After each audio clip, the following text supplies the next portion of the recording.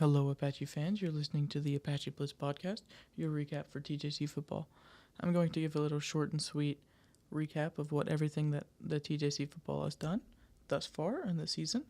I am your host, Brady Lowe, and I am going to talk about all three games that have been played thus far. So, in game one, TJC played Dodge City, and they ended up winning 27-7, starting the season 1-0.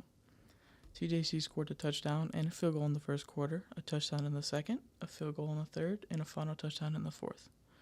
Offensively, they passed for 254 yards, 99 rushing yards, and 3 touchdowns total. Amari Henry led the team with 116 receiving yards, while Elijah Bassa had 2 touchdowns. Defensively, they allowed 1 touchdown in the second quarter. They allowed 98 passing yards, 82 rushing yards, and forced 2 interceptions. So all around, they did really well in game one. I believe they had a small problem with penalties, but they pulled it together with a dominant victory of 20 points. And it is a really nice start to the season. It can really boost your confidence. So in their second game, they played Snow College. They took them down with a 26-12 victory to start the season 2-0. Quarter by quarter, TJC came out strong. They had a 1-yard touchdown by Luke Olkridge early, a safety, and a 30-yard passing touchdown before halftime. That was followed by a 6-yard pass in the third quarter and a field goal in the fourth. Offensively, the passing game was strong with 293 yards, 18 rushing yards, and 3 touchdowns. Jens Hilbert led the receivers with 107 yards, while Elijah Bassa hauled in a 30-yard touchdown. Defensively, the Apaches held firm despite allowing 24 first downs. They limited Snow to only 12 points and 110 rushing yards. They also forced 3 turnovers, with 2 interceptions and 1 forced fumble. In Game 3, they played Trinity Valley. They also beat them with a 31-13 win to stay undefeated.